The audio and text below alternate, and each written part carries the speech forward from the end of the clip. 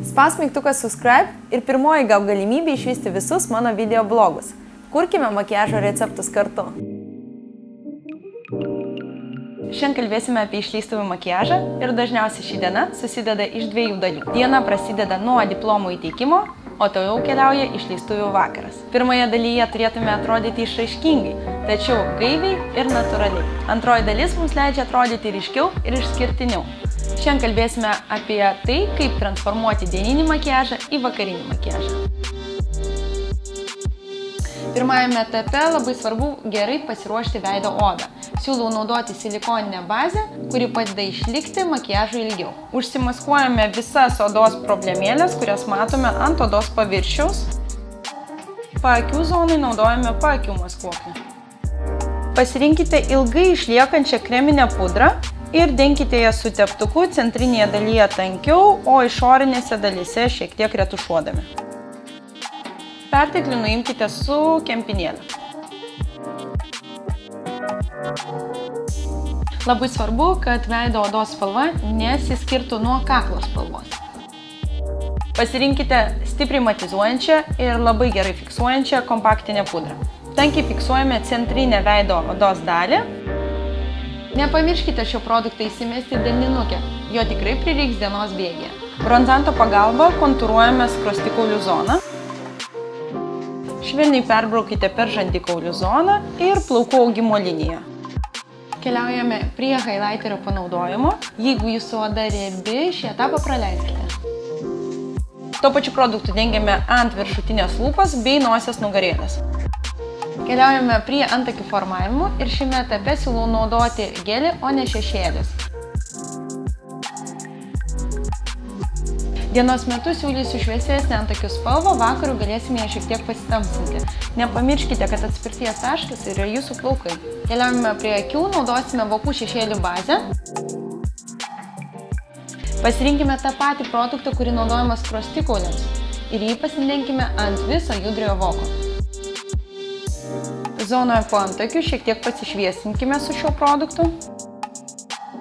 Prieš tai naudotas bronzantas taip pat mums pagelbės akių makiaže. Kontūruojame akies lanką. Jeigu jūsų zona po antakių yra plati, kaip šiuo atveju, bronzanto spalva užeikite šiek tiek aukščiau. Bronzanto spalva keliauja link smilkinio. Tuo pačiu produktu perbraukite po blakstienų augimo liniją. Išorinėme kampe dvi linijos susijungia. Keliaujame prie blakstienų augimo linijos ir šiam etapui mums prireiks pieštuko. Pieštuko spalva priklauso nuo jūsų akių spalvos arba nuo jūsų aprangos.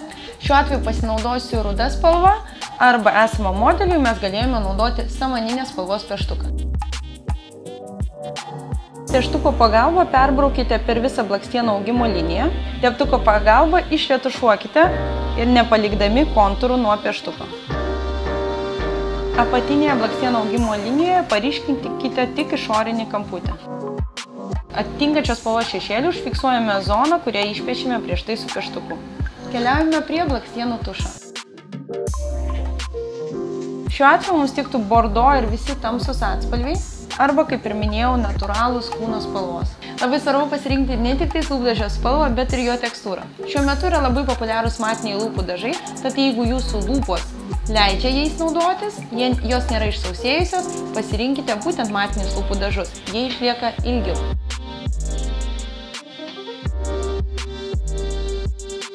Jeigu lūpų spalvą pasirinkote natūralesnį, siūlyčiau makiažą pagyvinti skaistalais. Jeigu jūs pasirinkote ryškesnius lūpų dažus, užteks ir jų. Šiuo atveju atspalvį derinu prie lūpdažio spalvos. Pirmąjį diplomų įteikimo dalį puikiai tiks ištiesinti plaukai arba surišti plaukai. Pasibaigus diplomų įteikimo šventei, skubame ruoštis vakarėlį. Susišukuoti mes galime ir namų sąlygomis, šiom garbomonom pasiruošti reikia plaukų tiesintuvo ir lako. Makiažą reikėtų pasiryškinti. Akcentą išsirinkti akis arba lūpas. Pasirinkimas vėlgi priklauso nuo jūsų bendro įvaizdžio. Pasiūlysiu vieną iš makiažo galimybių. Ryškinsime akis. Siemame į rankas tą patį pieštuką, kurį naudojame prieš tai, rudos spalvos, ir šiek tiek tankiau ir storiau pasidengiu prie apatinės blakstienų augimo linijos. Keliauju link akies kampučio ir viršutinės blakstienų augimo linijos. Šalia laikau teptuko, su kuriuo iš karto retušuoju visą liniją. Pasiėmus rudą šešėlį, fiksuojame zoną, kurią išpiešėme su pieštuku. Su puresniu teptuku retušuojame šešėlius. Toliau keliaujame prie birių šešėlių, o spalvą jau pasirinkau pagal akies rainelės atspalvį. Žėrinčius šešėlius dengiu ant judriojo voko centrinės dalies, keliaujant link vidinio kampo. Su tos pačios spalvos šešėliu, kurį naudojau prie blakstienų augimo linijos, keliauju į akies linkį, paryškindama jį. Pats laikas keliauti prie akies pravedimo, pasirenku juodos spalvos lainerį. Jeigu akies pravedimas yra sunki užduotis, praleiskite šį etapą, bet nepamirškite pasiryškinti blakstienų augimo linijos su juodos spalvos šešėliu. Dar kartą pasiryškinkite skruostikaulius, vakarui jie turėtų būti ryškesni. Šiek tiek ryškiau pasimodeliuokite zoną ties plaukų augimo linijoje. Labai dažnai grįžus iš pirmosios oficialiosios dalies, ant veido centrinės dalies atsiranda riebalas. Jį reikėtų nusausinti ir atgaivinti centrinę veido odos dalį. Tai galime pasidaryti su prieš tai naudota kempinėle, pasiėmus šiek tiek kreminės pudros ant jos. Vakarinėme makiaže galima pasiryškinti ir antakius, tačiau siūlyčiau ryškinti juos tik išorinėje dalyje.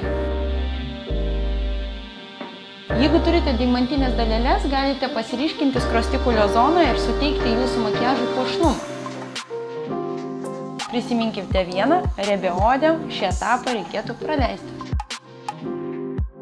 Prieš tai naudotas lūpų dažas išlieka gan ilgai, tad jums tereikia atgaivinti jo spalvą su blizgesiu, o vakarai švytėjimai ir blizgėjimai puikiai tinka. Jeigu turite įgūdžių klijuojant blakstienas, šiam akių makiažui tikrai siūlyčiau jas prisiklijuoti. Tinka tiek aukštelis, tiek ištiesinė linija. Tikimės, kad šis vakaras ilgai liks atmintyje. Visą šio makiažo eigą galite rasti mano knygoje 230 puslapyje prie klasikinio vakarinio makiažo subtilybių.